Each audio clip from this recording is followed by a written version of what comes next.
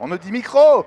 Ça veut dire que c'est à nous, Alex. C'est à nous, C'est ouais, à nous. il faut plus dire de bêtises, là c'est dangereux. Allez, Faut pas. on accueille notre dernière 107e et dernière start-up ici sur ce plateau. Un 107, pas mal. Hein. 107, c'est un joli chiffre. Ah, vous avez vraiment fait fort, hein, 24 heures, chapeau. Bravo, Ouais, félicitations. On dormira après. Ouais, Voilà, on va essayer. D'accord. Spotty Ride, c'est votre société, c'est bien ça? Voilà, c'est ça, ouais. Alors Expliquez-nous. Alors donc je suis Philippe Sirèche, je suis un ancien champion du monde de wakeboard et j'ai créé la société Spotty Ride. Donc la société Spotty Ride, c'est une société qui sort des solutions digitales pour le sport et on a décidé de digitaliser toutes les petites structures de loisirs nautiques parce qu'on s'est rendu compte que dans le loisir nautique, toutes ces structures avaient vraiment du mal à se digitaliser. Donc nous on a sorti une solution qui va digitaliser toutes ces petites structures et ce qui va permettre aux utilisateurs à travers une application de les trouver n'importe où dans le monde. D'accord, donc quand vous dites digitaliser, concrètement ça veut dire quoi? Vous parlez effectivement de les trouver, mais qu'est-ce que vous proposez en dehors d'un... C'est pas qu'un annuaire j'imagine? Ah non, non, c'est pas du tout qu'un annuaire, c'est vraiment une solution qu'on va proposer à tous les gérants de structures de loisirs. Donc on va leur mettre à disposition un outil avec un back-office derrière qui va leur permettre de mettre à jour toutes leurs données en temps réel pour que les utilisateurs puissent les recevoir eux aussi en temps réel. Il va y avoir aussi la possibilité de faire du booking online et aussi de la communication, c'est-à-dire on pourra adresser une communauté qui est située dans 50 km autour de chaque spot et pouvoir leur envoyer de la notification. Qu'est-ce qu'on trouve comme information si on est du côté utilisateur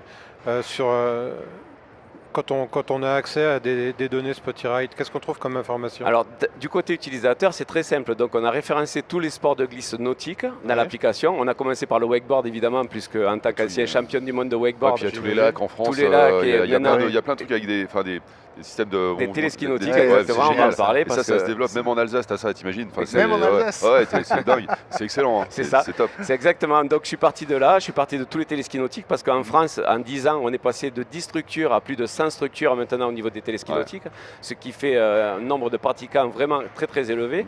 Et sur le monde entier, déjà, j'ai référencé toutes les structures de loisirs au niveau des téléskis nautiques et on a enchaîné sur les écoles de kite, les écoles de wakeboard, les écoles de paddle, les vagues artificielles et on continue sur le canoë, le foil, les autres sports et on va aussi attaquer tout ce qui est loueur de jet ski et provider, comme on dit, de loisirs sur les plages. Bon, ils sont demandeurs. Ah, ils sont réceptifs. Ils sont super réceptifs parce que justement en fonction, alors moi j'imagine, hein, moi j'en connais un justement en Alsace, le besoin de communiquer, de savoir ce qui se passe, oui, parce qu'on n'aurait pas forcément idée de se dire je vais aller faire du ski nautique au milieu de la campagne. Exactement, exactement, et c'est ça, hein, c'est vraiment le cas. Exactement ça. Et puis en fonction de la météo, en fonction de ce qui se passe, ils font des opérations, enfin des trucs, un peu d'event et tout. Et c'est vrai que c'est bien de pouvoir communiquer là-dessus et c'est pas forcément évident parce que justement pas de réflexe quoi. Et là, ça nous permet de trouver vraiment toutes les structures, n'importe où qu'elles se situent, en France, à l'étranger. Sur plus de 50 pays, on a déjà référencé plus de 1000 structures et on pense à référencer plus de 4500 d'ici la fin 2019. On vient juste d'être créé. L'application est sortie au mois de novembre. Elles sont classées, ces structures? Vous leur attribuez je sais pas, des notes, des labels? On voit vos images justement. Il y a une vidéo qui tourne. Expliquez-nous, faites-nous un petit commentaire sur l'image là, allez. Donc Spotty Ride, oui, on a créé, ça c'est le back-office qu'on met à disposition de toutes les structures de loisirs, où tout simplement elles vont pouvoir mettre à jour vraiment toutes leurs données, mais on a essayé de faire un back-office le plus simple et le plus attractif possible justement pour les gérants de structures, vraiment pour que ça ne pose aucun problème. Et en quelques clics, ils peuvent mettre à jour instantanément toutes leurs données. Et une fois qu'ils ont mis à jour leurs données, ça va directement sur les réseaux et ça part sur les applications et ça part aussi sur les sites internet. Donc évidemment. on trouve là, nous, en tant qu'utilisateur, en fait, nous en tant que utilisateur potentiel, client potentiel, on trouve toutes les infos sur l'appli, tout ce qui se passe dans un rayon de. Enfin, voilà. Vous pouvez trouver ou sur le site internet ou sur l'appli, vous pouvez réserver, vous allez pouvoir réserver sur n'importe quel spot qui est référencé et qui a pris le module de booking, vous allez pouvoir réserver sur la planète entière et comme c'est la première marketplace communautaire, donc c'est ça notre innovation d'usage, on a créé la première marketplace communautaire pour pouvoir réserver sur tous les spots avec un seul panier. Il y a un retour possible, par exemple, Est-ce qu'il y a une enfin, est-ce que le client éventuellement peut donner des petites étoiles bien comme sûr, sur bien sûr. On a évidemment la notation toute la notation des structures, mais le client ne peut noter les structures qu'une fois qu'il a fait l'activité, pas avant. Ouais, c'est mieux. Voilà. Ouais, c'est pas plus mal. Et comment vous vous assurez de ça? Parce qu'on est sûr, parce qu'il est bloqué. Il est inscrit, il est bloqué. Il est bloqué tant qu'il n'a pas fait. Tant qu'il n'a n'a pas fait sa première réservation, il ne peut pas noter la structure. Ce qui est une bonne chose, parce qu'il y en a tellement qui peuvent faire n'importe quoi. Est-ce qu'il y a des informations additionnelles à disposition du public? Par exemple, je ne sais pas, la météo locale, la hauteur des vagues. C'est pas encore intégré, mais on est en train de signer les partenariats avec des providers de météo. Comme Winguru et oui, tout à fait, les plus connus des surfeurs. C'est déterminant pour l'activité en question, c'est ça. Exactement ça. Et aussi, via le fait des notifications, aussi par exemple, moi qui suis de Toulouse, donc du sud-ouest de la France, autour de Toulouse, il y a exactement 9 téléskis nautiques. Et on peut, des fois à Toulouse, il fait mauvais, et à Carbone, qui est juste à 20 km, il fait beau. On va envoyer une notification pour dire venez chez nous, aujourd'hui il fait beau. C'est tout simple. Non, ça n'existait pas, il fallait l'inventer. Ouais, mais c'est bien, c'est ça cool. Ça n'existait pas, non. T'es avec tes enfants. Et vous êtes dit, l'idée est venue d'un besoin que vous aviez? Oui, non, l'idée est venue d'un besoin parce que moi aussi, comme je voyage beaucoup avec ma femme, et ma femme ne faisait pas les mêmes activités que moi. Donc c'est sûr, parce qu'on a référencé aussi sur l'application tous les endroits où on peut faire du paddle, ou si sur différents spots on peut louer des paddles, donc on sait exactement toutes les informations de sport. Donc c'est vrai que ça intéresse aussi toutes les familles, puisque les enfants peuvent aller sur un aquapark qui est situé juste à côté. Ils savent exactement où est situé l'aquapark et ça s'adapte vraiment à toutes les familles. Donc ça permet d'avoir une information en temps réel pour la pratique des sports de loisirs nautiques. Bon, vous connaissiez le CES? Alors, je ne vais pas vous mentir. Donc, moi, ne nous mentez pas. Donc, je distribue aussi un magazine de wakeboard qui s'appelle Unleash Wakeboard Magazine. Ça fait maintenant 14 ans qu'il existe. Il est distribué dans 167 pays et j'ai plus de 3 millions de lecteurs sur le monde entier. Ah oui, Et donc, le CES, je l'avais fait puisque je vivais aux États-Unis il y a 2 ans de ça.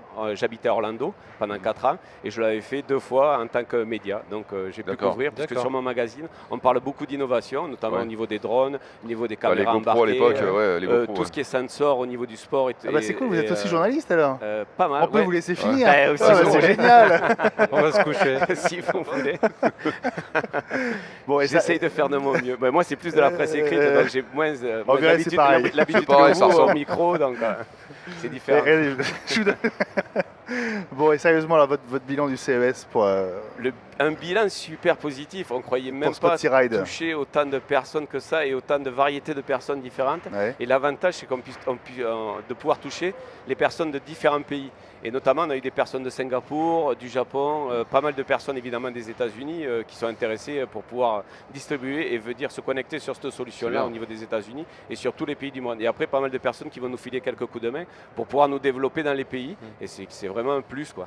Vous avez déjà, vous êtes en plein développement de SpottyRide, mais vous avez déjà pensé à l'après, à adapter, je ne sais pas, cette plateforme à d'autres types d'activités ou de sports? Elle est tout à fait scalable dans tout un tas d'activités et d'autres sports. Enfin, moi, je préfère que vous visez déjà. On a commencé à travailler dessus. Déjà, il y a du boulot mais ce qui nous a super surpris, c'est qu'on a été contacté aussi par une grosse chaîne de coiffeurs qui serait intéressée de pouvoir faire la même chose en marque blanche.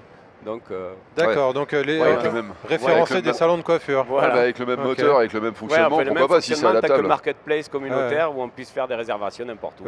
Ça peut être une source intéressante pour vous. Si jamais le marché des pistes de ski indoor se développe, vous saurez répondre. C'est prévu de décliner la solution. On voulait partir aussi sur le golf et vraiment faire une solution adaptée à chaque communauté. On ne voulait pas mélanger les communautés. Donc ça serait plus du spotty golf ou du spotty mountain ou on veut vraiment travailler par communauté et scinder par communauté. Les potentiels de développement sont très vastes là pour le coup. C'est quoi le prochain pays idéal pour vous là sur les sports nautiques? Les États-Unis sont très très forts. L'Australie peut-être? Mais l'Australie et l'Asie est en train de prendre... en plus au niveau des téléskis nautiques, et comme c'est des zones super touristiques, notamment en Thaïlande, ils sont en train de s'équiper de téléskis nautiques juste pour faire des structures de loisirs. Enfin, c'est énorme. Là-bas, en l'espace d'1 an, ils sont capables de s'équiper. Ça va très très vite. C'est le pouvoir, la vitesse d'exécution est assez folle. Bon, Philippe, merci beaucoup d'être venu sur le plateau de Watch. Vous étiez le dernier start-upper de cette édition 107e. 2019. Ouais. Donc voilà, on est petite émotion de vous laisser partir, mais merci, c'était sympa de finir avec vous sur cette bouffée d'air frais. En plus, un journaliste. Ah oui, la classe, franchement, confrère. On boucle la boucle, là, c'est bien. Merci beaucoup. On va se retrouver dans un instant avec notre dernier invité, représentant une grande marque qui est ici à Vegas. C'est TCL, le géant chinois, fabricant d'écrans et beaucoup plus. On va voir ça avec lui tout de suite.